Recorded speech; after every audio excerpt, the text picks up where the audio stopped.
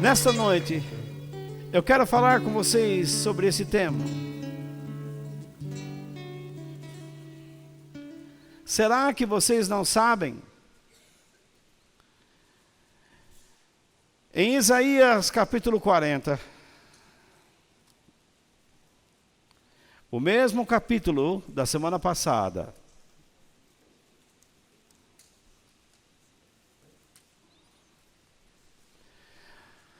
na semana passada eu falei sobre o verso 27, não foi?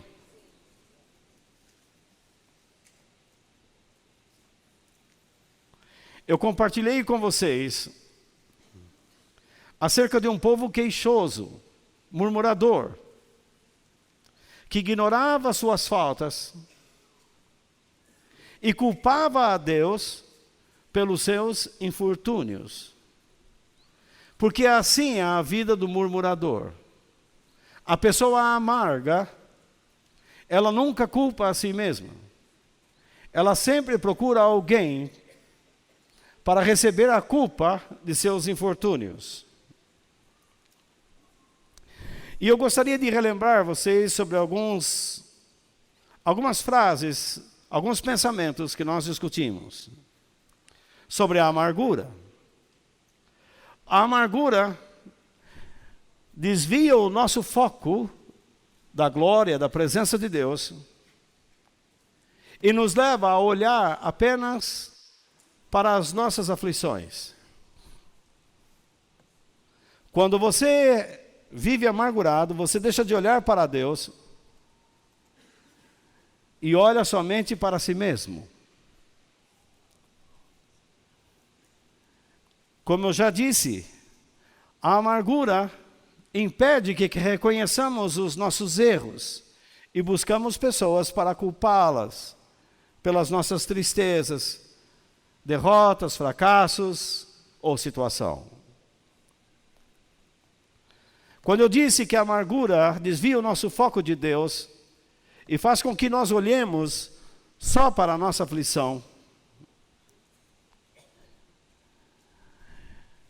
então, num desespero, algumas pessoas tentam olhar Deus por meio da sua aflição. Primeiro ele vê a sua aflição, e então ele tenta encontrar Deus. Mas dessa maneira, Deus fica distante, muito longe, muito pequeno. E eu disse que essa é a estratégia de muitas igrejas. Quando eles oferecem essas reuniões de libertação, as pessoas vão nessas reuniões de libertação acreditando que estão olhando para Deus, mas não estão vendo. Porque a única coisa que eles querem é encontrar uma solução. Mas se você não andar com Deus, você não tem solução nenhuma. Resposta nenhuma. Você vai continuar batendo cabeça, vazio e longe dele. Mas quando nós olhamos para Deus, ou olhamos para as aflições por meio de Deus, Ele está aqui e as aflições estão lá. Então, nós vamos aprender como agir lá. Mas quando você olha para as aflições, procurando Deus, por meio delas encontrar Deus, você age como quer. Você não sabe o que Ele está falando e nem se preocupa em aprender sobre Ele. O resultado é que você não vive o cristianismo e você vive muito distante dele. E não é à toa que muitos cristãos vivem de modo isolado. Porque ninguém suporta conviver com uma pessoa amargurada, com um espírito derrotista, fracassado. Quando você está dentro de uma casa com uma pessoa que vive reclamando, você se irrita. E a vontade é de abrir a porta e sair. Deus não aprova esse tipo de atitude. Deus diz que a amargura é um grande pecado. E viver reclamando é um grande pecado. Porque isso está conduzindo você para a autodestruição, pelas coisas que já mencionei. Na semana passada eu falei que Deus se importa conosco, com você. E Deus pergunta: por que vocês estão toda hora se queixando? Por que vocês estão murmurando? Porque o contexto do nosso texto, os versículos que antecedem o texto que nós vamos ler e o que lemos a semana passada, fala de um período de 40 anos que estava no fim. Vocês, não sei se lembram. O povo de Deus foi levado como escravo para a Babilônia. O rei da Babilônia era Nabucodonosor. Mas por que eles foram para lá? Porque Deus, na sua sabedoria,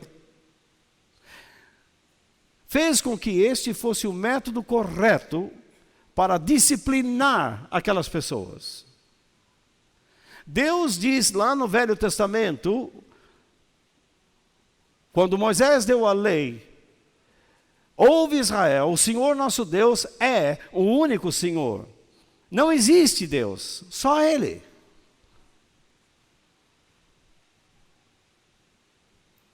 Você aprende com Ele, mas com outros deuses você não aprende nada. Porque eles não andam com vocês, é tudo invenção.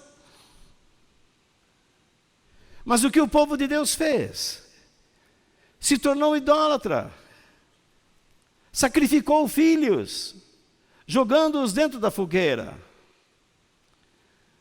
Deus diz: isso é insuportável. Eles precisam aprender e serem castigados. E o que Deus fez? Vocês adotaram esses costumes. Então agora eu vou colocar vocês na sociedade que os criou. E Deus permitiu que eles fossem levados para a Babilônia. E lá eles foram judiados, menosprezados, humilhados pelas pessoas que praticavam esse tipo de cultura.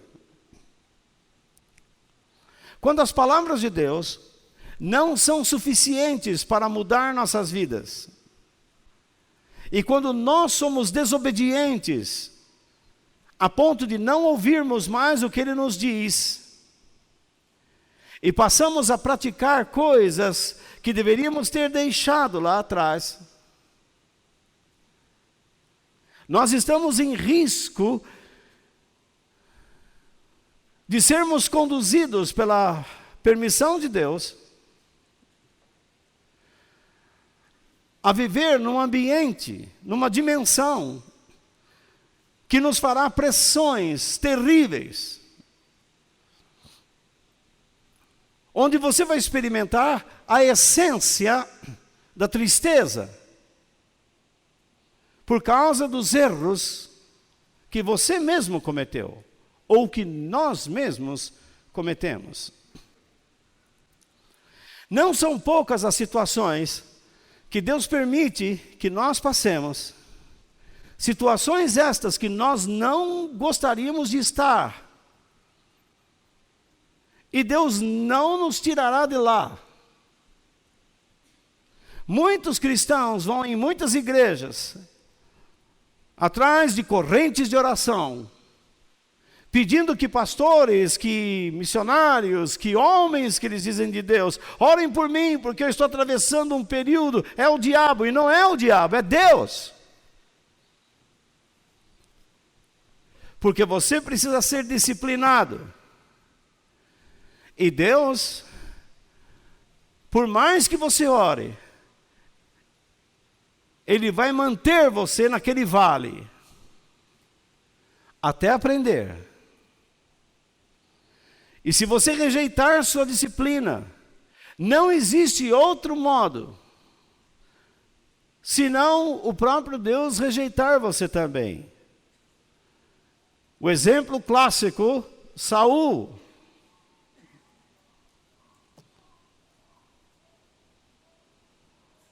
Deus rejeitou Saul, porque ele rejeitou Deus. Nós sempre ouvimos a expressão, aquele que não vem pelo amor, vem pela dor. Algumas pessoas dizem, está escrito. Na Bíblia não está. Mas em muitas ocasiões, essa expressão representa uma grande verdade na vida de muitas pessoas. Quando a dor rasga o coração e a alma, quando as lágrimas enchem os olhos, e em lugar da esperança vem a incerteza e a insegurança, muitos caem em si e retornam para os braços de Deus. Mas nem todos agem assim. Esses que voltam para Deus reconhecem os seus erros. Não culpam a Ele e nem outra pessoa. Eles aprenderam com seus erros. Mas aqueles que não se voltam para Deus, continuarão sendo pessoas amargas. Cada vez mais amargas. E conviver com esta pessoa é como você se deitar numa cama com uma cobra disposta a te picar.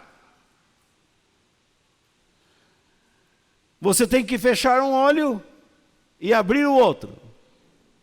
Você tem que estar sempre preparado, porque essas pessoas destroem qualquer ambiente em que vivem. Suas palavras são destrutivas. Eles não aguentam ver sua própria destruição, mas eles querem ver a sua destruição espelhada na vida de outras pessoas também.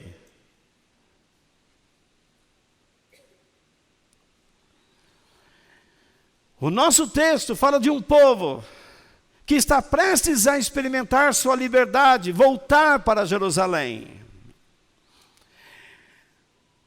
Ganhando uma liberdade de 40 anos e eles estão reclamando de um caminho longo que tem que percorrer.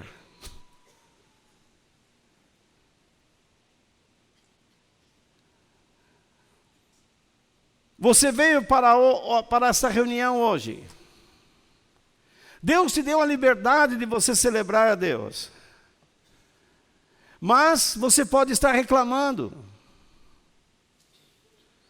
Porque quando você parou no estacionamento, você lavou o carro e se der um vento, ele vai encher seu carro de poeira. Eu já vi gente reclamando. Eu passei o pretinho na roda do carro, entrei no estacionamento da igreja, olha o que ficou.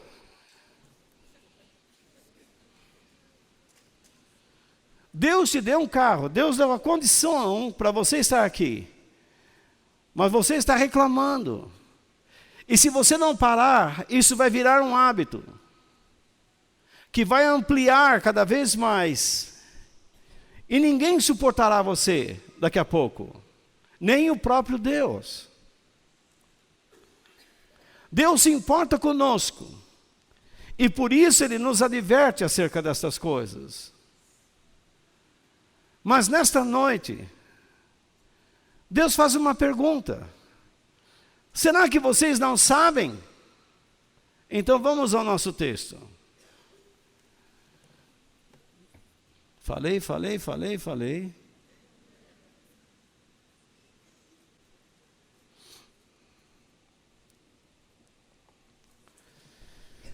Versículos 28 ao 31 de Isaías, capítulo 40. Será que vocês não sabem? Nós estamos lendo na Nova Tradução da Linguagem de hoje. Será que nunca ouviram falar disso? Deus questiona. O que é que vocês sabem? O que é que vocês não sabem?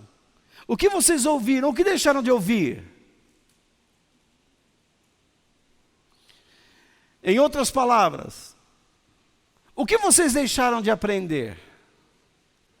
O que vocês deixaram de guardar, de absorver? Então Deus diz: o Senhor é o Deus eterno. Ele criou o mundo inteiro. Ele não se cansa, não fica fatigado. Ninguém pode medir a sua sabedoria. É isso que ele diz. Então, vamos continuar já já. Mas a primeira coisa que nós temos que entender: procure sempre aprender sobre o caráter de Deus, pois isso é de suma importância na vida cristã. Quem não conhece a Deus vai ter problemas. O que Deus está falando dele mesmo aqui no nosso texto? Até a dona Edith terminar de escrever, está ruim o negócio.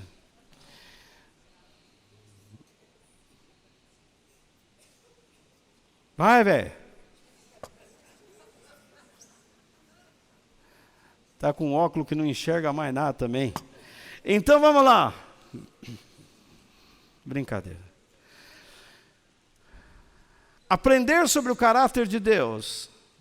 Deus diz: o que vocês sabem? O que vocês ouviram sobre isso? O que vocês sabem o quê? O que vocês ouviram sobre isso o quê? Deus te cria. Então, antigamente eles falavam: sombrai.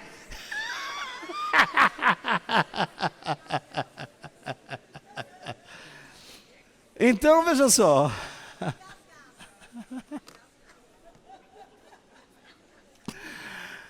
O que é que Deus quer que nós saibamos?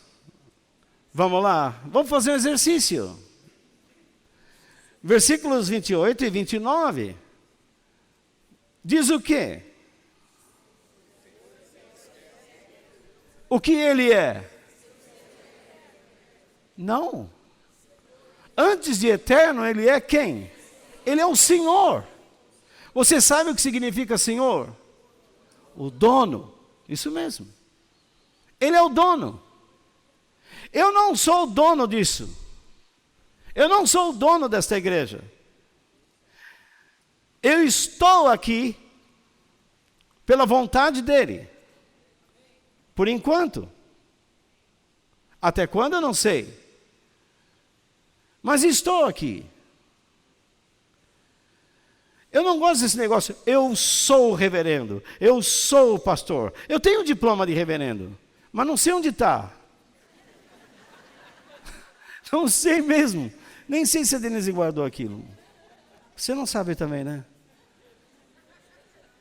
Hã? Não sabe também. Então, não sei onde está. Mas eu não me interesso muito com isso. Título não me faz nada. Eu tenho pavor de pessoas que amam títulos. Geralmente, pessoas que começam a colocar muito título na frente do nome no reino de Deus, é porque eles não se garantem. Eu estou aqui como um pastor. Só isso. Eu não sou, eu estou. A hora que ele não quiser mais, não estarei mais.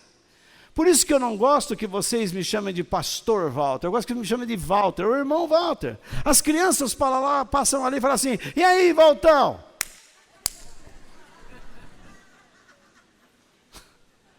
Sem problema algum.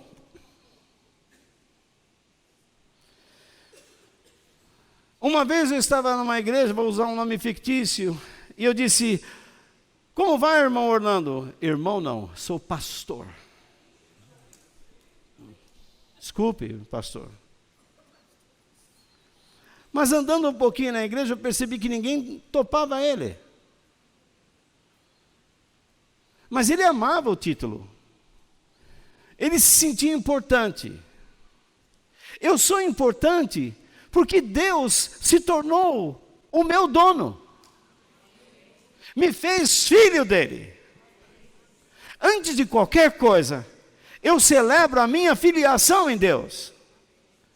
E se eu sou filho de Deus, eu sei que Ele é meu Pai.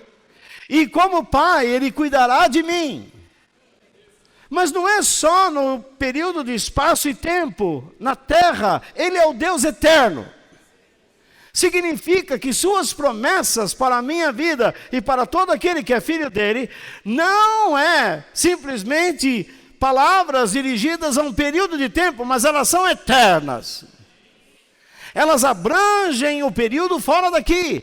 Imaginem, nós vamos experimentar a grandeza de Deus na eternidade ainda.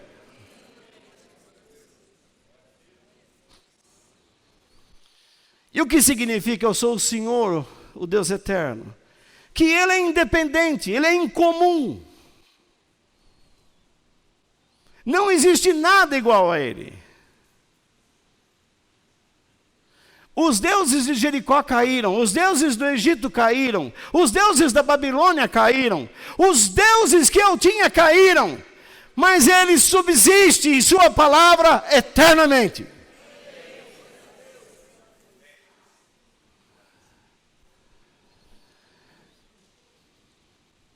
A Bíblia diz que aquele que confia no Senhor é como o monte de Sião, que não se abala, mas é firme para sempre. Diz que Ele é, o texto diz o que mais de Deus? Ele é o Criador do mundo inteiro. Quando o autor diz do mundo inteiro, ele está olhando para o chão e para cima, ele está vendo o sol, ele vê a lua, ele vê as estrelas, ele vê o universo.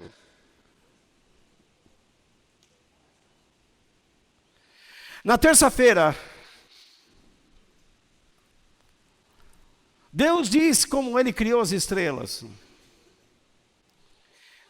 Deus disse que elas saíram como um exército em marcha. Organizados. Os cientistas falam de uma explosão. Mas toda explosão não é organizada.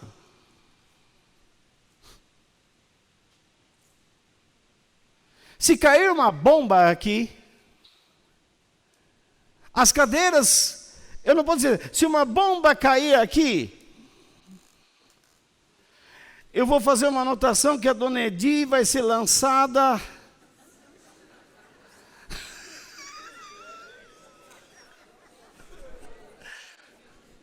a tantos metros. As três velhinhas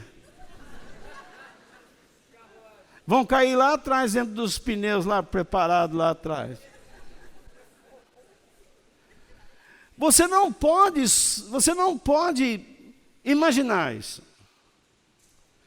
Se uma bomba bater contra essa parede, eu não posso dizer que os tijolos se lançarão, dependendo de tanto poder dessa bomba, eles serão lançados assim, aquele irá para lá, esse aqui, então vai criar um campo gravitacional. Nada disso. O universo é complexo e perfeito, científico. Deus nos deu a condição de estudá-lo.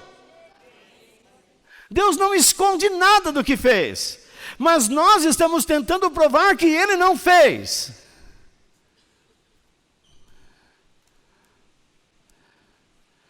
Tudo que Deus fez foi perfeito, mas ao mesmo tempo imperfeito, porque é criação.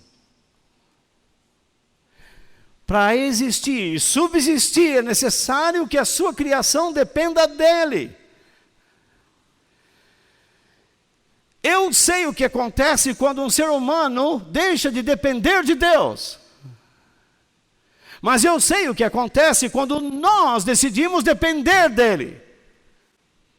O que Ele é capaz de fazer. mais do que pensamos, mais do que imaginamos.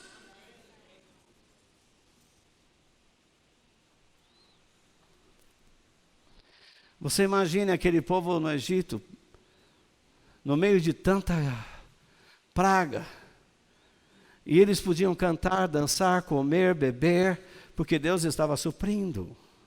Nós estamos vivendo num mundo terrível, mas se você olhar para a sua vida, você perceberá a mão de Deus dando o necessário.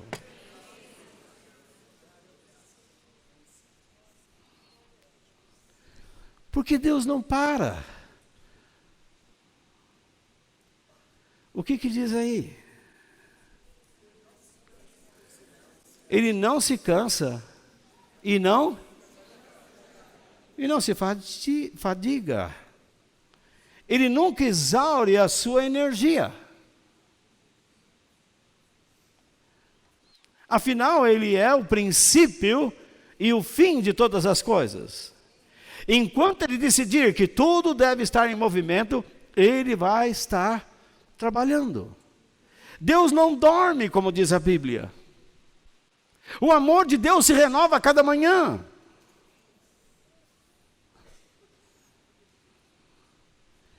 Ele é a fonte de todo poder e energia para o universo e principalmente para nós.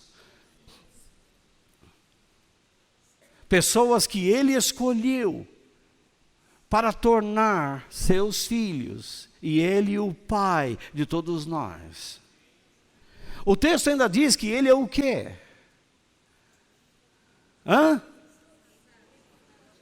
Ele é sábio, então Ele é a sabedoria. Ele é a própria sabedoria.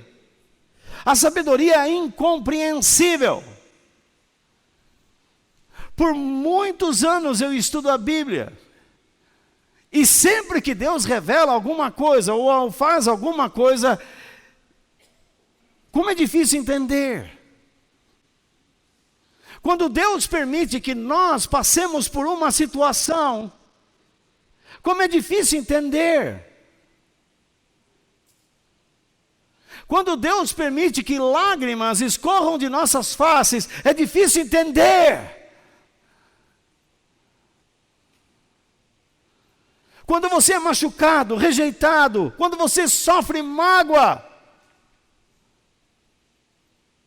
quando você convive com uma pessoa dura e fria do seu lado,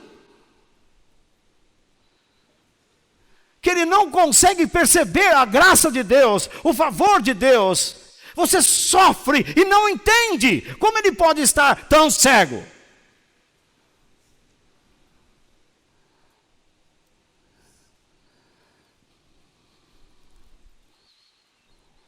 Quando nós nos reunimos no domingo para falar de Deus, muitos pastores só falam de dinheiro.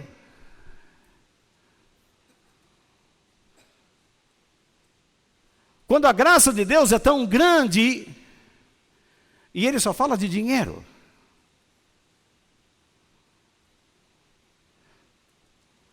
Eu não entendo muitas coisas. Porque Deus permite. Como que um homem, um pregador, um homem que Deus chamou para anunciar a palavra de Deus, com todo respeito digo isso, como ele pode abandonar a vida ministerial para ser político, vereador, deputado, senador? Não deve. Nenhum pastor, nenhum pregador deveria ser político. Mas um cristão pode ser. Mas um homem chamado por Deus não deve ser. Mas Moisés foi.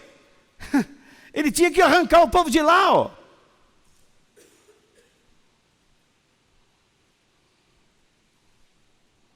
Isaías era um príncipe. E ele abandonou a corte para ensinar o povo. E sofreu. Porque Deus nos arranca de onde nós gostamos e para onde nós queremos ir, para nos tornar o que não queremos ser. Eu nunca desejei ser o que sou. Ao longo de 40 anos, ou um pouquinho mais, é decepção, é tristeza, pressão, às vezes, ou muitas vezes, noites mal dormidas, passei fome, passei sede, dormi no chão, não tinha onde ficar. Mas Deus foi o meu sustento. Quando eu descobri o que Ele queria fazer na minha vida. Quando você entende o que Deus quer fazer em você, você começa então a ter comunhão com a sua sabedoria. É aí que você começa a se estabilizar. Muitas pessoas não conseguem ficar firmes, porque não sabem para onde estão indo. E o que Deus está fazendo em suas vidas.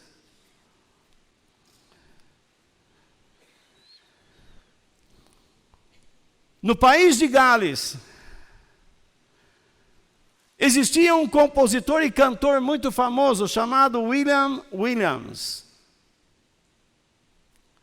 E ele escreveu uma estrofe em um de seus hinos, muito simples, mas ele diz: guia-me, ó tu, ó grande Senhor.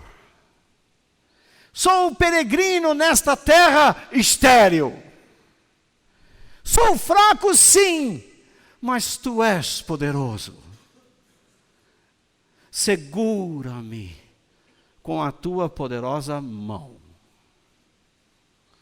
O que ele estava mostrando nesse hino? A fragilidade humana. Que a independência humana de Deus é uma miséria. Que enquanto o homem não reconhece a sua fragilidade espiritual e moral, ele não consegue permanecer firme em sua caminhada. Ele sempre será uma pessoa assustada, insegura, perplexa. Ele sempre vai chorar pelo que deveria ter deixado de chorar.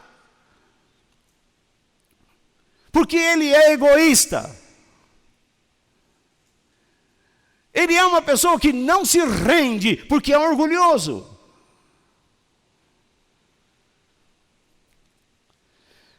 Por isso que eu penso que toda pessoa que passa a andar nos caminhos de Deus, a primeira coisa que ela deve aprender é a reconhecer sua fragilidade. A segunda coisa, ela deve aprender sobre o que é ser salvo, o que é salvação, o que Deus fez por nós por meio de Cristo Jesus.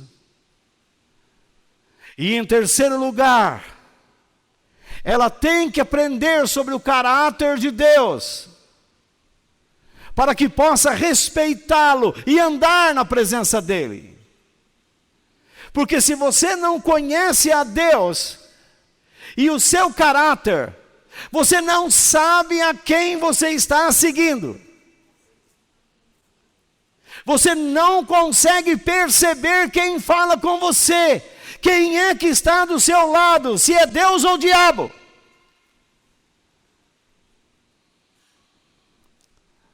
Como alguém pode respeitar a Deus e andar com Ele sem conhecê-lo bem? É impossível.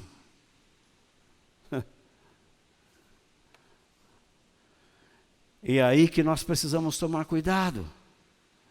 Porque em segundo lugar, o que o Espírito de Deus pede, cuidado com aqueles que distorcem o caráter de Deus. É comum vermos estudos bíblicos sobre várias áreas da vida humana nas igrejas. Mas, infelizmente, esses cursos são elaborados por professores que retiram versículos da Bíblia sem observar o contexto.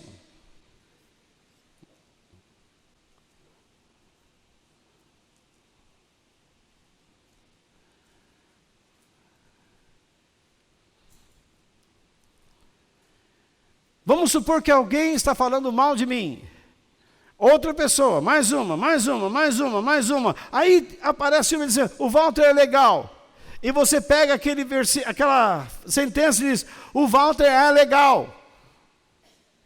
Mas o contexto está dizendo que eu não sou.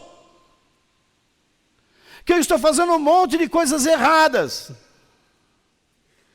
Mas você retira aquela frase do contexto para afirmar que eu sou legal. E então, está interessando isso? Então essas pessoas enchem vocês com versículos. E diz, decora esse. Como nessas rádios aí. Eles dão receita. Leia o Salmo 85. Não sabe nem o que se trata.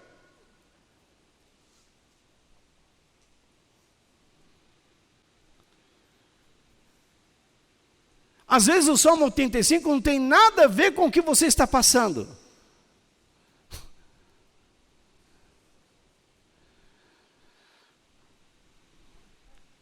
São versículos jogados, lançados, sem que se estude o que diz antes dele e depois deles.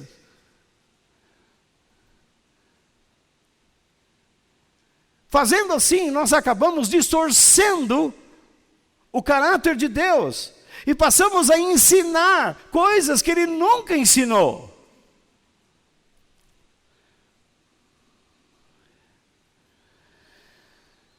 Por isso que muitas reuniões de cursos bíblicos não oferecem instrução bíblica, mas não passam de um momento de terapia.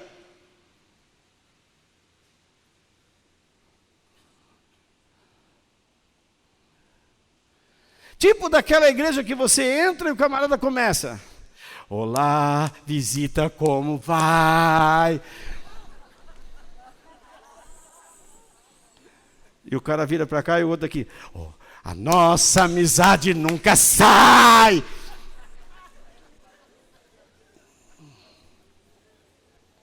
O cara entra em desespero.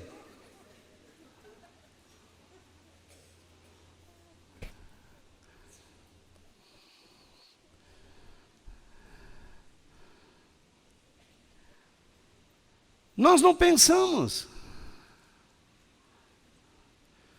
Nós chegamos ao ponto de dizer assim, se você guardar esse versículo no coração, sua vida vai mudar. Não é um versículo, você tem que guardar a palavra de Deus. E às vezes aquele versículo não é a palavra de Deus para você. O que Deus está exigindo de você é outra coisa. Pode ser que nesta noite o Espírito Santo está dizendo para você, olha, eu não vou fazer nada de bom na sua vida, mas quero que você primeiro se arrependa. Eu não quero que você mude a sua conduta, só porque você sentiu algum respeito por mim. Na verdade, eu quero mudar a sua vida pelo meu poder, para que você me sirva como Deus. Porque você não nasceu livre. Ou você serve a mim, ou você vai servir o diabo. É assim a coisa. Por isso, nós estamos tratando aqui nessa noite entre vida e morte, céu e inferno, Deus e o diabo. Nós não estamos num ambiente comum. Nós estamos na presença de Deus. E Ele está aqui neste lugar, chamando a gente para estar perto dEle.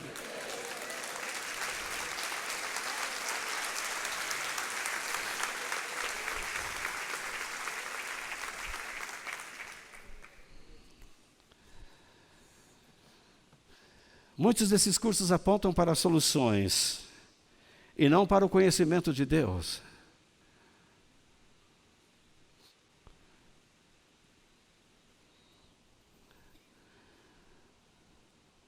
Eu vou ensinar sobre o perigo da masturbação na mente do rapaz e na mente da moça. E eu começo então a mostrar alguns versículos. A Bíblia não fala sobre isso, mas a Bíblia fala do comportamento humano. Mas se a pessoa não se colocar nos braços de Deus, aqueles versículos não farão nada com ela.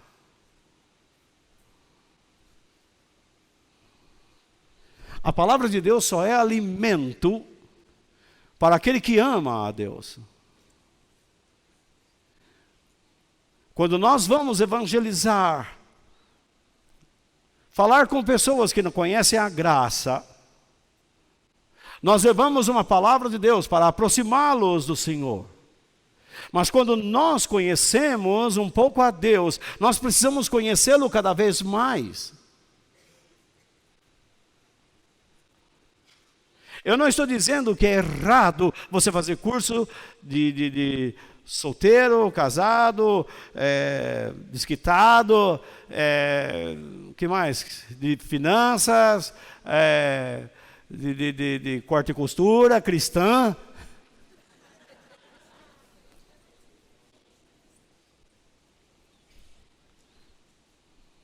Mas os resultados serão ínfimos se você não andar com Deus. Se você não conhecer o seu caráter, nada vai acontecer. Você vai se empolgar 3, 4 meses, e depois tudo volta a ser como era antes. Porque Deus não é a sua energia, a sua explosão. Tudo que você quis foi uma solução.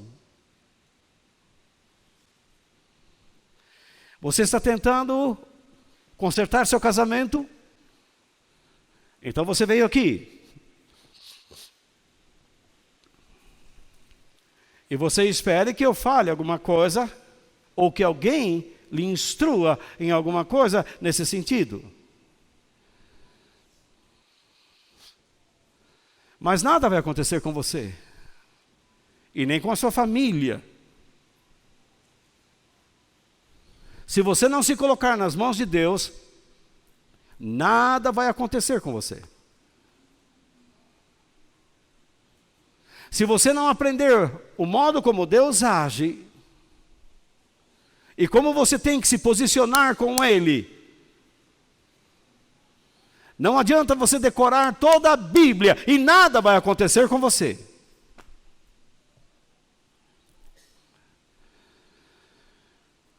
Alguém diz: Walter, me ensina a pregar, como se eu soubesse. No seminário, minhas piores notas eram homilética.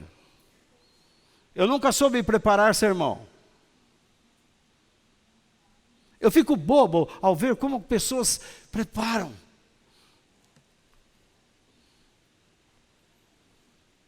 Eles estudaram aquilo, mas eu costumava enfincar meu nariz na Bíblia, porque eu queria aprender sobre Deus. Eu queria falar sobre Deus. Os métodos não eram mais importantes do que Ele.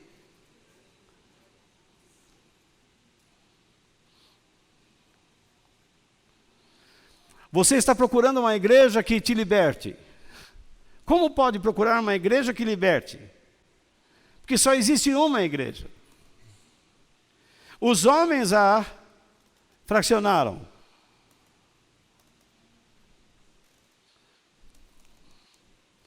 Porque cada um quis crer de um jeito.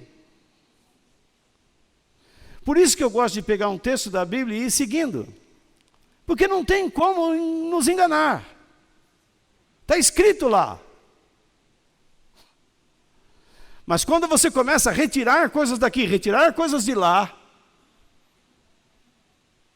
você manipula, você engana as pessoas.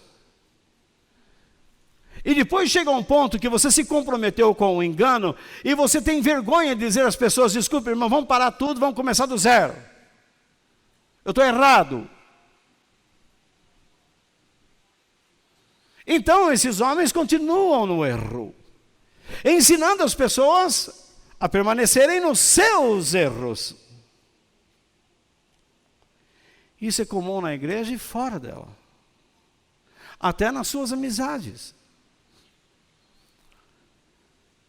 Você não gosta de alguém, mas quando ela aparece, oh, minha querida, que saudade.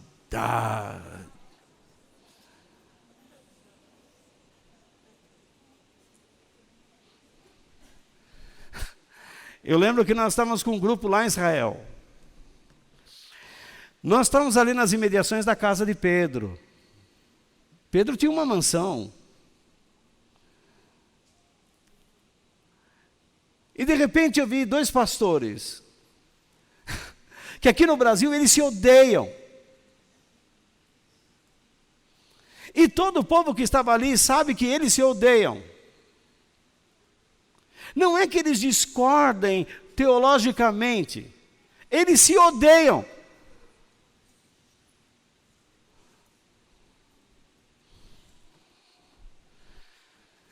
Eu estava com você, Natan, andando ali. Quando eu vi que os dois iam se encontrar, eu pensei, olha uma trombada de asteroide.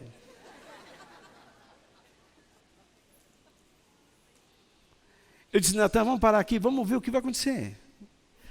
Um olhou para o outro, meu querido, minha querida, que saudade. O povo olhou assim e disse, eu não acredito. Tinha uma senhora perto de nós assim, quanta hipocrisia.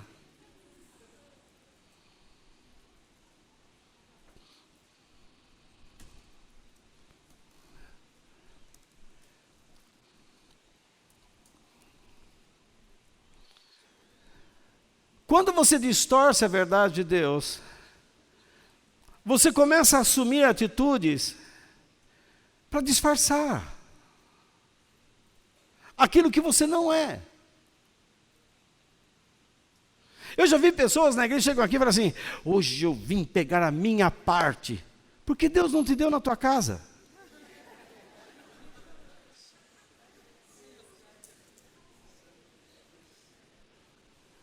Você não conhece Deus. Deus não precisa fazer você pegar um ônibus, um trem, um avião, o metrô, a CPTM, passar na Praça da Sé, para entrar num lugar para receber a sua parte.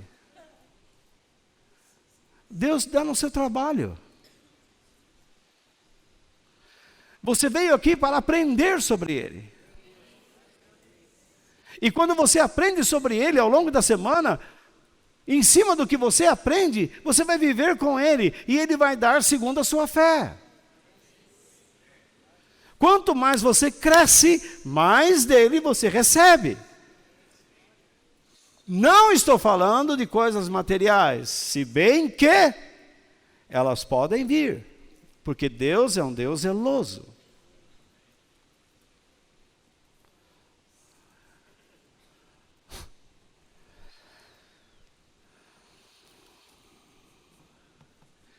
Se você não busca o conhecimento de Deus e começa a andar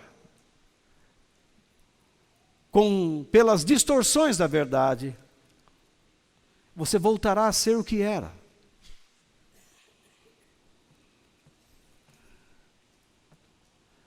Se você era um idólatra, você vai trazer para os princípios do cristianismo princípios da idolatria. Se você era um macumbeiro,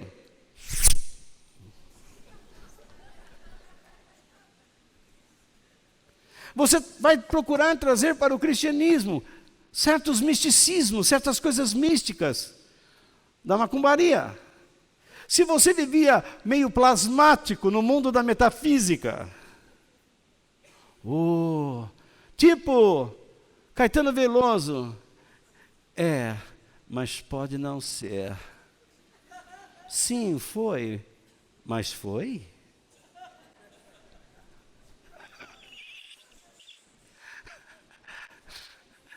Garanto, porventura, sim ou não? Quem entende um negócio desse? Ô Celino, você que é mais velho aqui? Você lembra a época da Tropicália? Você estava me ensinando, que você seguia o Caetano, o Gilberto Gil, esses caras aí.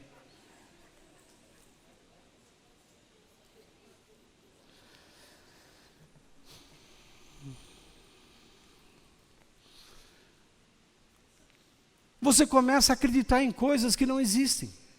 Você substitui a palavra de Deus que te ensina sobre Deus para acreditar em soluções absurdas. E você vai seguir qualquer caminho. Você despreza a Deus para ficar com coisas que são simplesmente subterfúgios. Eu vejo muitos homens falando de Deus, ensinando em nome dele o que ele nunca ensinou. Então a pergunta é, por quem nós estamos sendo guiados? Alguns estão sendo guiados por amuletos. Vou dar uns exemplos aqui que eu anotei aqui. Sal grosso. Outro dia um pastor estava no rádio dizendo assim, ó, nós vamos começar a campanha da pasta de figos, que curou o rei Ezequias. Mas essa pasta de figos não é aquela que foi distribuída nas igrejas, que queimou a perna, a cara, os braços das pessoas. Esta é clinicamente comprovada. Bom, se é clinicamente comprovada, então eu vou comprar como remédio e não como uma coisa de fé. Então é algo científico, químico.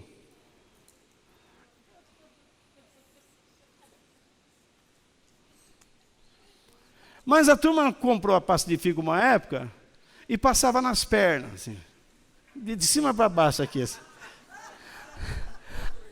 Aquilo deixou a turma em carne viva. Porque o figo ele tem um leite que você bobear ele te queima.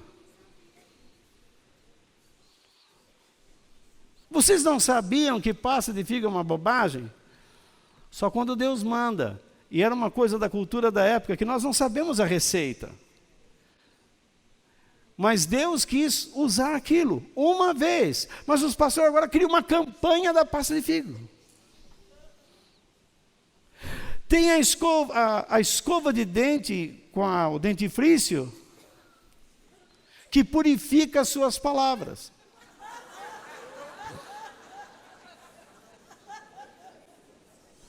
Por R$150 você compra o kit, o combo.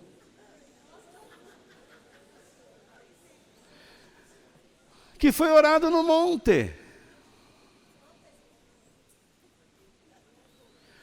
Já falei muito dos tijolinhos que você compra. R$100 um tijolinho que é um chaveirinho.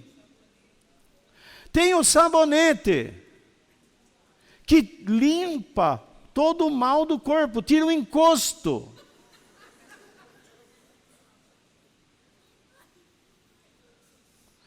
E alguns aqui vão me criticar depois da reunião. Eu estou pouco me lixando para você.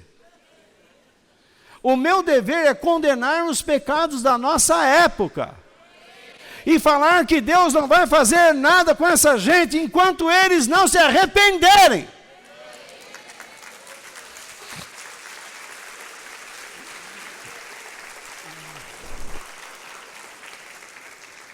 Água do Jordão.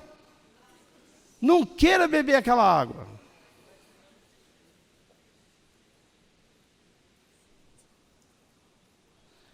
Depois você não pode trazer água de um rio do Oriente Médio para o Ocidente.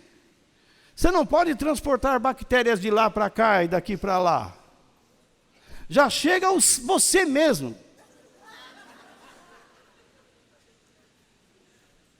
Eu lembro uma época que se comprava Agnus Dei, pedaço da cruz de Cristo.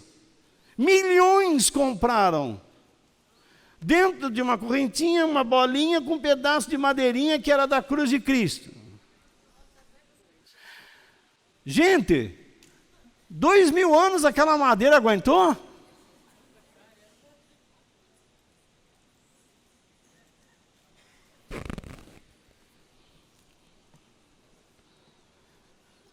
o perfume, que traz sobre o seu corpo o aroma e a glória de Cristo.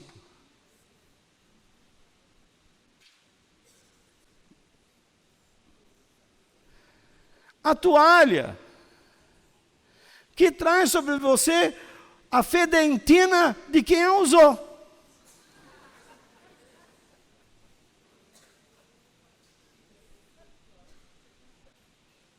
Seria bacana.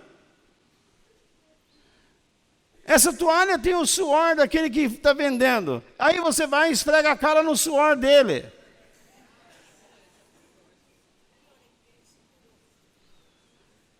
Milhares de pessoas estão fazendo isso. E milhares de pessoas estão abandonando a igreja do Senhor Jesus por sentirem-se enganadas. Tem gente que acredita na corrente. Eu estou fazendo uma corrente agora de 10 dias.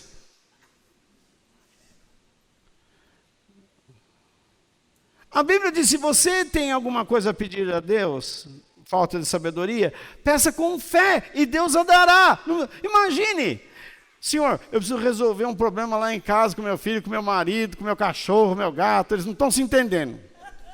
O gato está fazendo uau uau, o cachorro miau.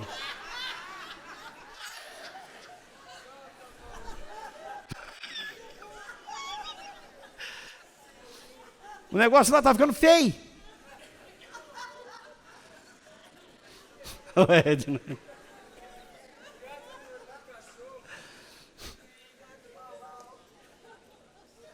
Eu chego em casa, a mulher quer me morder. Tá difícil. Aí o cara fala, entra aqui nessa corrente. 10 correntes, uma por semana. São 10 semanas. 10 semanas para você chegar no momento da reunião, receber uma oração.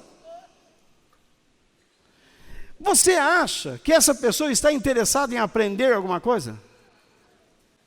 O que ela quer? Solução. Sabe o que acontece nessas 10 semanas? Ela paga. Que nem o pastor, que é o cunhado do Jorge lá, um amigo Jorge. Meus irmãos, por que você se apega a essa porcaria de lata?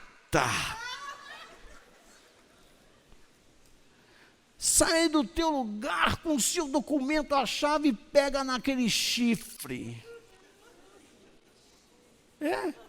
Porque o cara está com uma manta de sacerdote de Israel, coisa que já morreu. Aí você leva ali, leva o documento lá e deixa tudo com a gente, porque Deus vai te dar um áudio. Ele ia falar áudio. Áudio é o radinho de pilha. Essa porcaria de lata. Ele chegou ao cúmulo de dizer, deixe seu carro aqui e volte de ônibus. Não é um sem vergonha?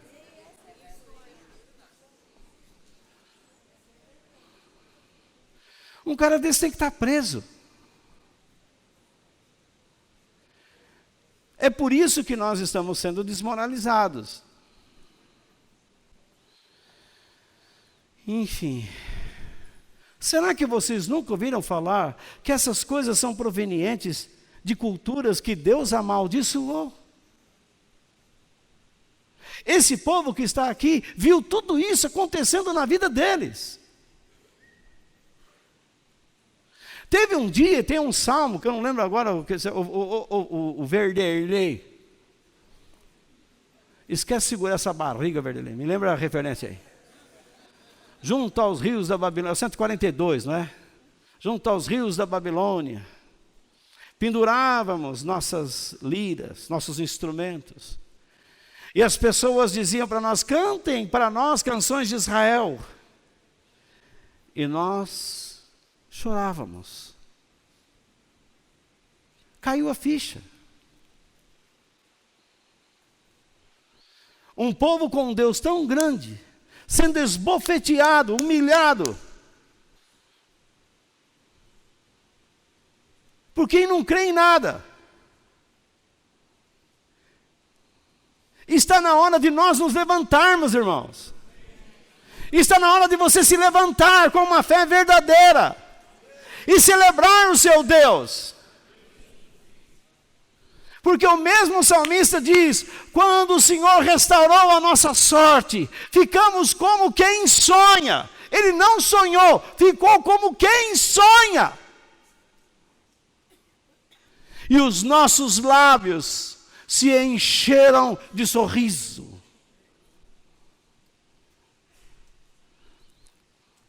Você só vai experimentar felicidade quando Deus mudar o rumo da sua vida. Quando você permitir que Ele faça isso.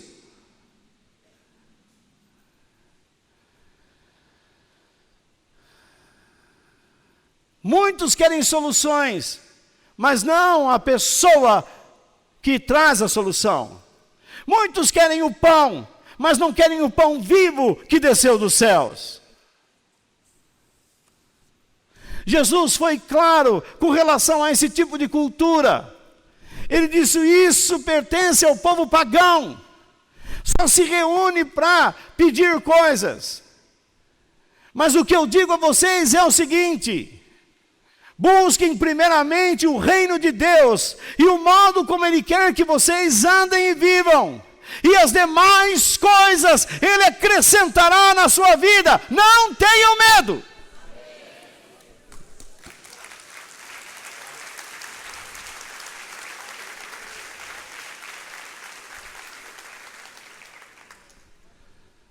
Hoje vivemos, amanhã morreremos. Mas o que vamos fazer nesse período? Ficar lamentando?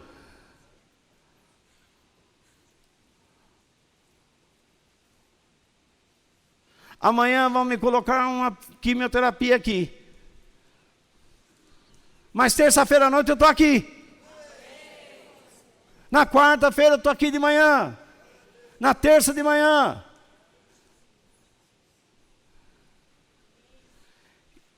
Eu não posso deixar de ensinar, de falar aquele que fala comigo, sobre aquele que enche o meu coração. Está certo que eu vou ter que me controlar.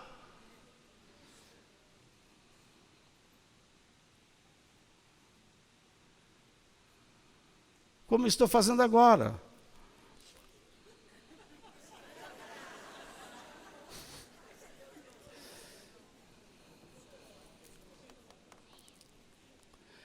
Terceiro lugar, a vida exige energia, mas cuidado com a ansiedade. Respeite a Deus, e o respeite, e o tema, melhor dizendo, em todos os seus caminhos. Respeite a Deus, eu tinha que mudar essa frase, não mudei. Respeite a Deus em todos os seus caminhos, só isso, retire o outro lá. Aquilo ali é meio redundante. Imbecilidade da minha mente.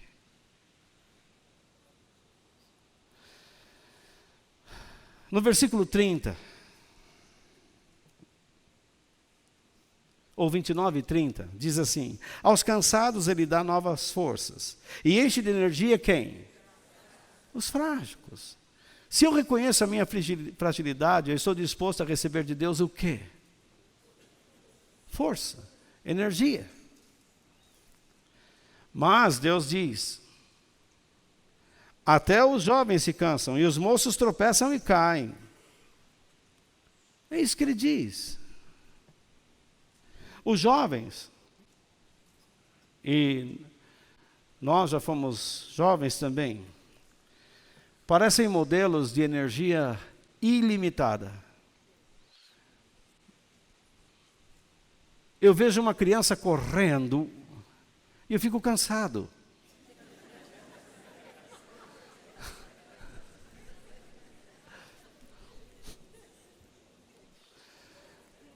Mas até os jovens ficam cansados e exaustos quando exageram. O rei Salomão disse uma coisa que é um conselho para a juventude. Em Eclesiastes capítulo 11, versículo 9, ele diz: jovem, aproveite a sua mocidade, seja feliz enquanto é moço, faça tudo o que quiser e siga os desejos do seu coração. Parece que ele está dizendo assim: você é livre, faça o que quiser. Mas então ele vem com uma conjunção adversativa: mas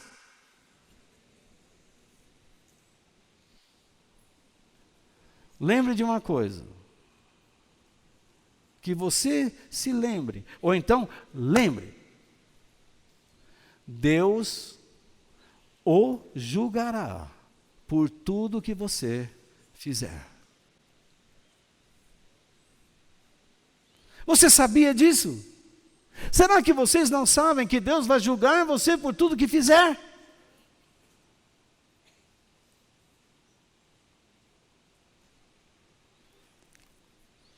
Esse versículo, em outras palavras: jovem, como é maravilhosa a juventude, desfrute da sua mocidade, faça tudo o que tiver vontade, procure conhecer tudo o que puder, experimente tudo, mas lembre de uma coisa: você vai ter de dar conta a Deus de tudo o que fez.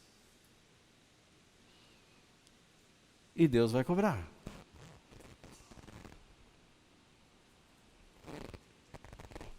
Você não pode sair por aí fazendo o que quer.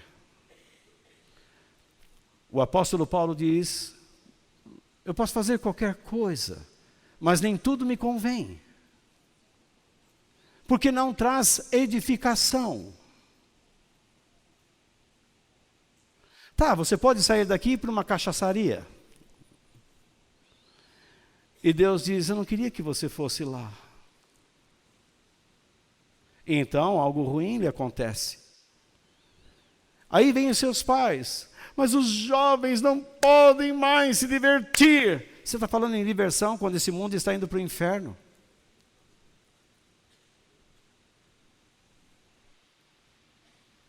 Há tempo para todas as coisas debaixo do sol. Mas às vezes Deus diz: fique onde você está. Não facilite, rapaziada. Cuidado com a noite. Vocês estão vendo como a sua televisão está recheada de notícias ruins. Não facilitem. Não deixem o coração de seus pais na boca. Não fique pensando que Deus vai guardar você, porque às vezes Deus vai permitir que você sofra.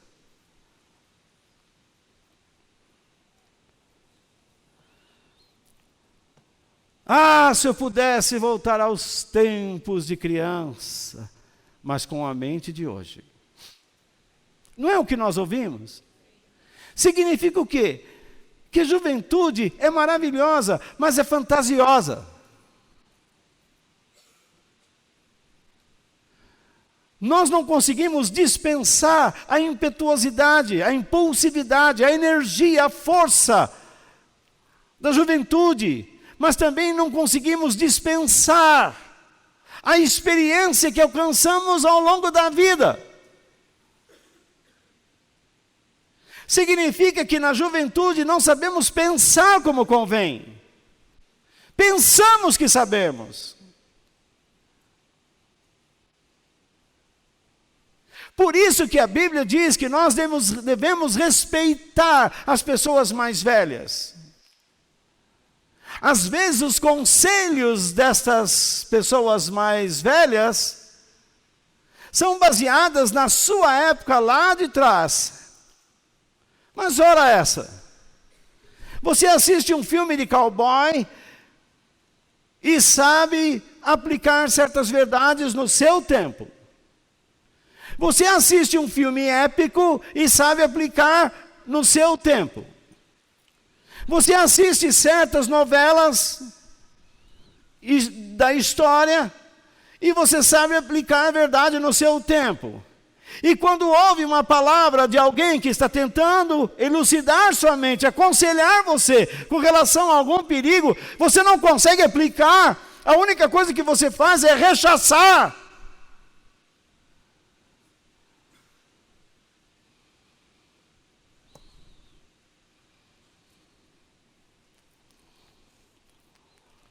Muitos filhos dizem assim, meu pai não sabe nada, é antigo, é quadrado.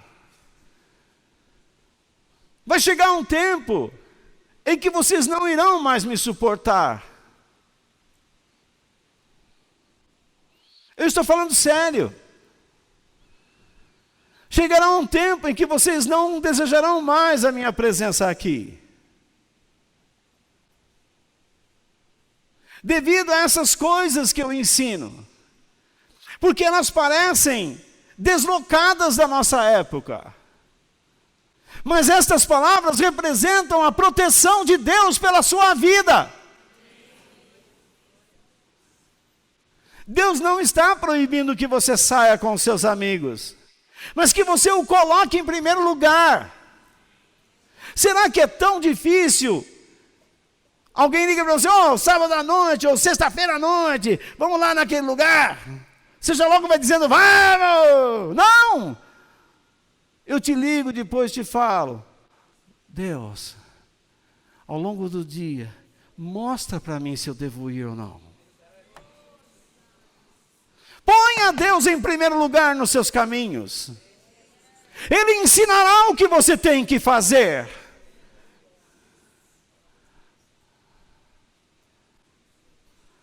Eu sei que você quer gastar sua energia, mas cuidado com a ansiedade. Respeite a Deus em todos os seus caminhos. O jovem cristão não tem desculpas em relação à verdadeira espiritualidade e moralidade, porque ele está sempre ouvindo lições de Deus sobre isso. Mas se você ouve e esquece e não guarda, é lógico que você vai reclamar. Quando Deus diz, por que vocês se queixam? Deus dá a resposta, é porque vocês não sabem. Vocês não me conhecem. É por isso que vocês se queixam. Porque se vocês me conhecessem, vocês saberiam que eu estou sempre adiante de vocês, atrás de vocês, embaixo de vocês, em cima de vocês e dentro de vocês.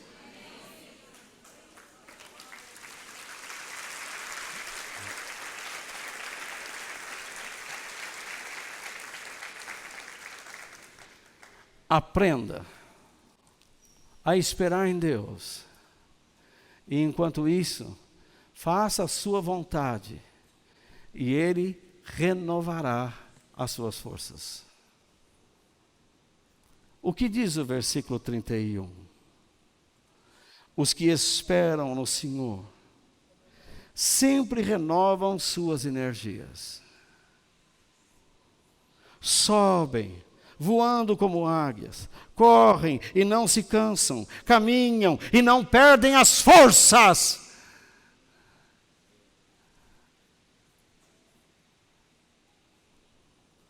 Esperar aqui é um termo que precisamos aprender. Mas antes de tudo, nós precisamos entender que a humanidade é inerentemente frágil. A qualquer momento a sua vida acaba. Entra uma tristeza no seu coração e ela não sai mais. De repente você se torna apegado a uma pessoa e passa a ser dependente emocional dela. Você não resolve mais nada sozinho, sem antes falar com o teu guru.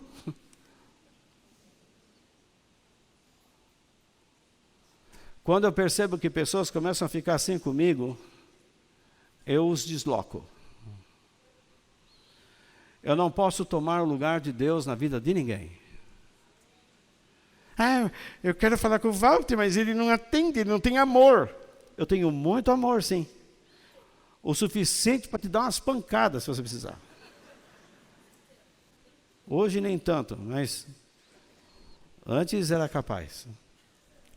Na verdade, o que você precisa é criar vergonha e buscar Deus. E parar de se encostar em mim, seu encosto.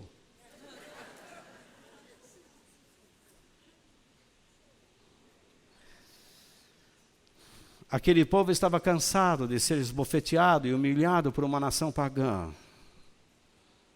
Mas agora recebem a notícia que tudo está no fim, que Deus está com eles. E mesmo assim, eles continuam amargurados, porque não conhecem Deus.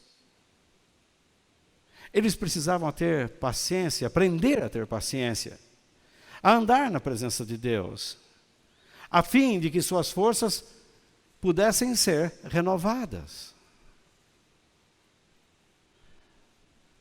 Por isso que esperar nesse verso não significa permanecer na inércia, na estagnação, na apatia, na indiferença. Ô irmão, como é que você está? Esperando. Você fez inseminação? Não, estou esperando em Deus. Mas como esperando em Deus? Tá tudo certo. Mas me responda, você está esperando como? Eu estou esperando. Ele não tem explicação. As pessoas que esperam em Deus, colocam nas mãos do Senhor e se envolvem no reino de Deus. Eles vão no trabalho, eles sabem que Deus já ouviu suas orações, ele está agora procurando viver de acordo com o que Deus gosta. Ele quer viver para a glória de Deus. Ele não fica deitado numa cama, olhando para o céu, para as estrelas, e diz assim, o mundo caiu. Larari, larirari. Lembra dele, ô Celino? Quase que eu falo a Denise. Não tinha nem nascido ainda. Angela Maria.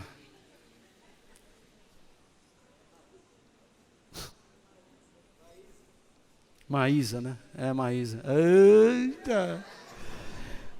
Ainda bem que tem uns velhos aqui. Você crê que Deus é Pai? Então, saiba que Ele sempre dará o que for necessário aos seus filhos. Por isso, eu quero terminar. Será que você sabe que você não pode desfrutar da grandeza de Deus enquanto não se preocupar a conhecê-lo melhor?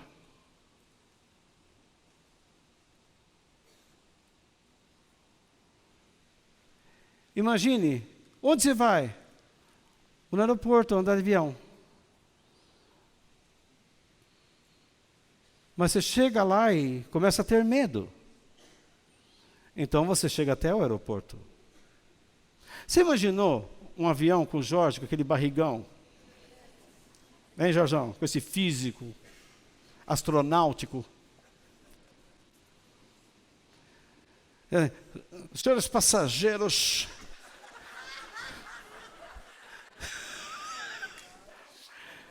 estamos aqui nessa aeronave. Não, geralmente a aeronave levanta o bico, mas a nossa vai voar de bico baixo.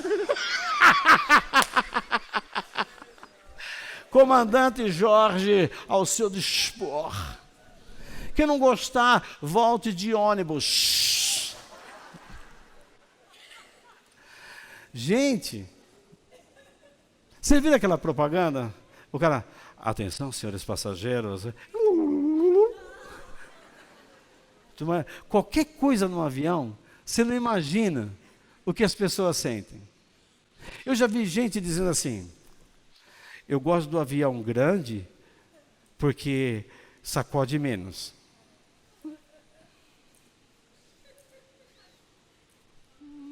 O problema é do vento. Bateu no bicho, ele vai sacudir do mesmo jeito. O pequeno, o grande. Você casou com um homem forte, gordão, barrigudo, e ele vive sacudindo.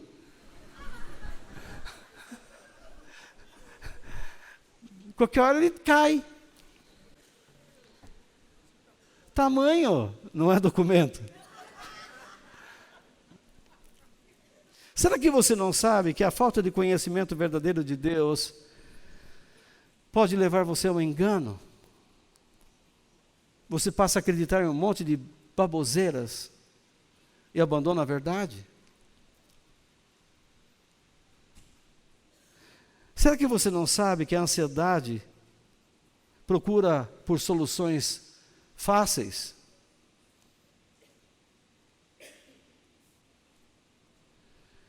E ela pode conduzir você a certas práticas que Deus um dia amaldiçoou?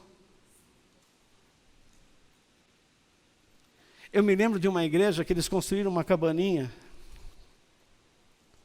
preta escura, assim, como uns 4 metros, bem escuro. E lá dentro colocaram uma luz negra e uma estroboscópica. Estroboscópica, sabe o que é? É aquela luz que fica assim, ó, intermitente. Quando você levanta a mão, e o pastor disse, você vai passar por aqui, na escuridão do vale do diabo. O diabo vai ficar lá, e você vai sair ali, com Deus, na luz. E ele colocou um tipo de um holofote do outro lado. E a pessoa andava ali no meio, assim. Tipo Michael Jackson, né?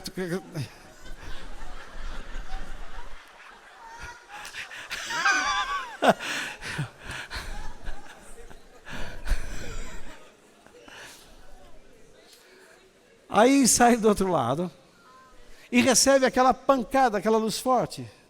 Ah, Senhor maravilhoso, glória a Deus. Olha o absurdo. O que é isso, senão metafísica? Misticismo. A ansiedade da pessoa, o desespero da pessoa em resolver a situação faz com que ela perca a paciência, se torne ansiosa e ela não quer aprender. Eu não gosto desses testemunhos que as pessoas dão de vitória, porque eles não tiveram vitória nenhuma. Ai, meu marido agora já está em casa, que bom, a vitória chegou.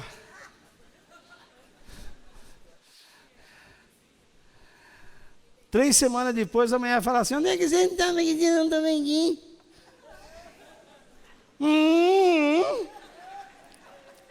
Você não lavou o pé, tão um fedor. Você não vai trocar a cueca? Não tem vitória nenhuma.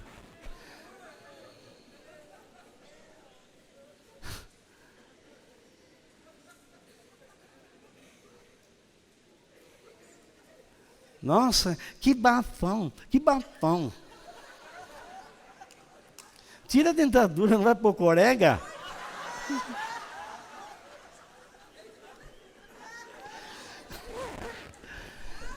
Você está com 3 dentição aí? Embaixo, no meio e em cima. Então, qual é a vitória? Olha o carro que Deus me deu. Ah, vitória! Aí vem alguém e rala o seu carro. Chega alguém com calça jeans, senta lá, viu? E aí? Quando ele sai, tudo riscado. Você começa a amaldiçoar o mundo todo.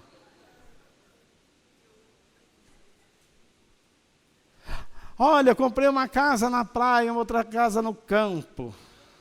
Deus me deu a vitória, resolvido. Aí você não aparece mais, você não quer saber mais de ouvir nada, você não está em contato com os irmãos, você só quer passear. Qual é a vitória? Vitória, meu irmão, é dizer, combati o bom combate, terminei a carreira e guardei a fé. Essa é a vitória.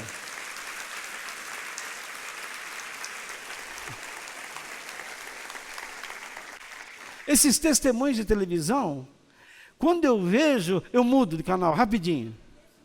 Porque eu não acredito. Primeiro que é um negócio comprado. Tinha uma irmã que vinha aqui.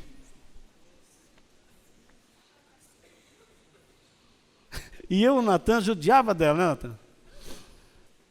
Por quê? Vou até falar. Não vou dizer o nome do santo, mas vou falar.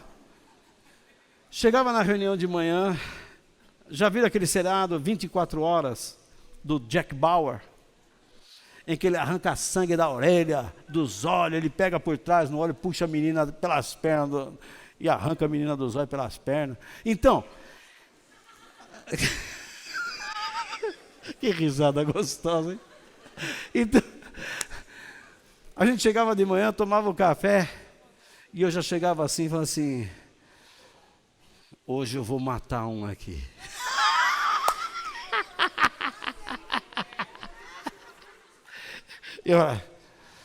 Hoje eu sinto que eu sou o Jack Bauer. E ela fala assim, eu nunca vi um pastor falar isso. Enfim, dizia que era santa. Dizia que queria jejuar. Mas ficava o dia inteiro fazendo a unha e o pé. E mentindo para a mãe que estava no trabalho.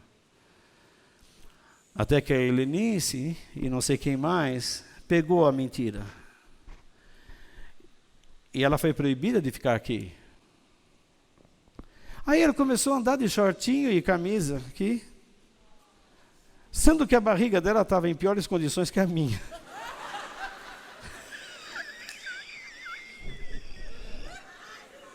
Viu, Jorge?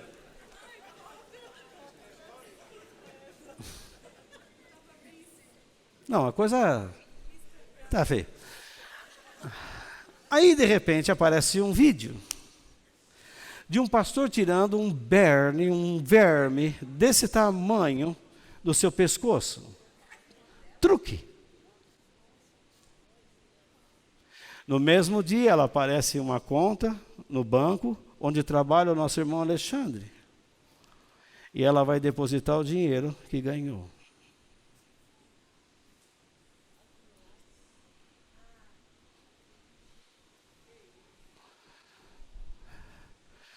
O irmão da Denise foi numa igreja no centro de São Paulo, enorme. E ele ficou impressionado de manhã com um paralítico que andou. Ele disse, que poder extraordinário. Quando voltou à noite, o mesmo paralítico andou de novo.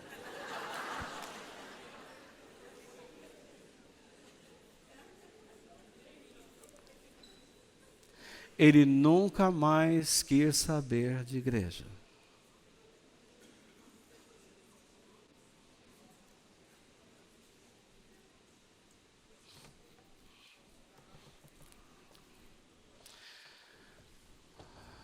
Por isso, será que você não sabe que o temor a Deus e a prática da sua vontade faz com que você seja fortalecido em Deus? Será que você não sabe que Ele renova suas forças quando você está disposto a esperar suas orientações? Em vez de sair fazendo, aguarde. Será que você não sabe que Deus está chamando para compreendê-lo e conhecê-lo melhor?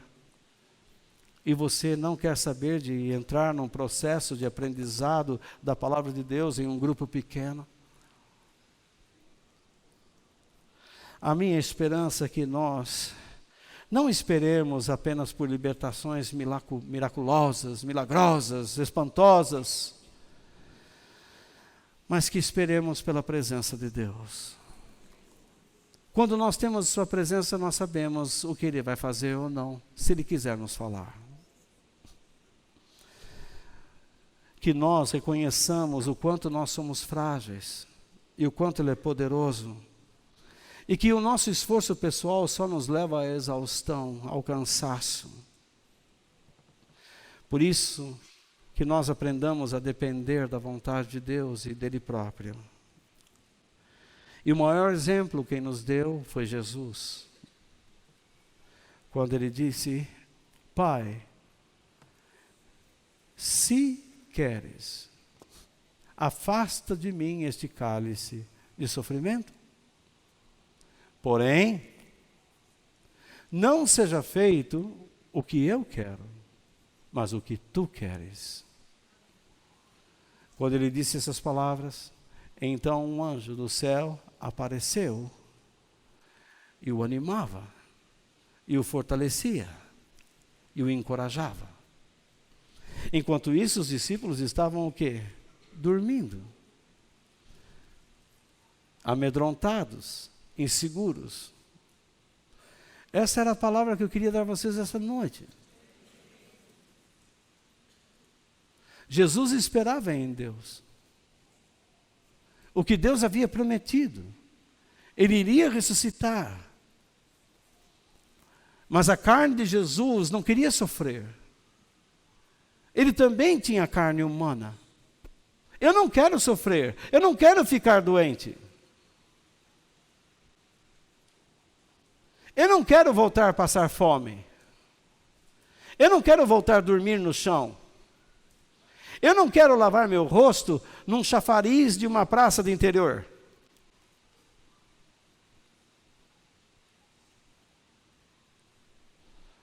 Mas se isso acontecer, pela vontade de Deus, amém. Que eu possa lamentar, mas nunca murmurar, me queixar contra aquele que me deu a vida e me dá todo o sustento. Que o meu coração sempre esteja voltado para Ele. E que eu nunca deixe de servi-lo, ainda que eu experimente a mais profunda dor.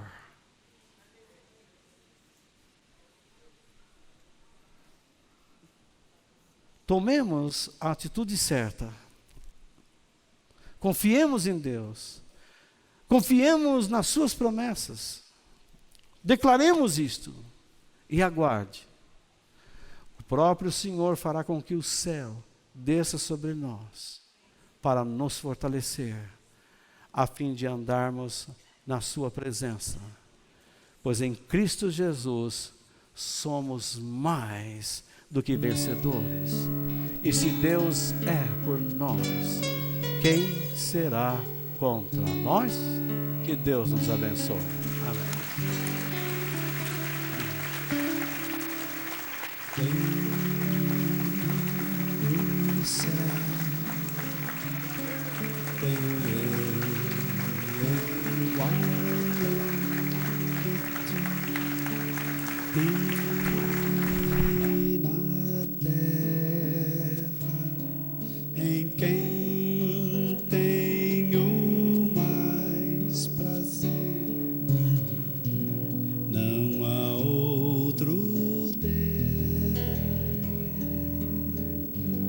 Semelhante a ti, Senhor, és a minha força em meu coração, és a minha